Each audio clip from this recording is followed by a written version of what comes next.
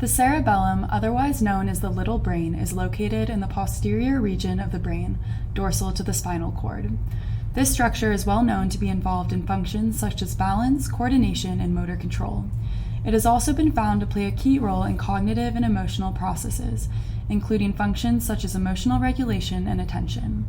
The cerebellum is organized into 3 sections, each of which are responsible for a specific type of information and function, as well as send information to specific outputs in the nervous system. These sections are the vestibulocerebellum, spinocerebellum, and cerebrocerebellum. The vestibulocerebellum is particularly important in the maintenance of balance and the control of eye movements. It receives input from vestibular nuclei and projects back to the same region. Broadly, damage here can lead to difficulties maintaining balance and posture. The spinocerebellum is responsible for muscle tone and the coordination of skilled voluntary movements. It receives input regarding somatosensory and kinesthetic information from the spinal cord and projects back to the spinal cord. Damage here results in irregular or jerky movement.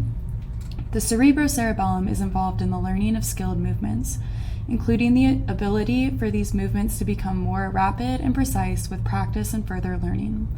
It receives input from a multitude of regions, including motor and association cortices. Damage here could result in the inability to carry out these learned skills in some capacity. The cerebellum is also highly implicated in several cognitive and emotional domains.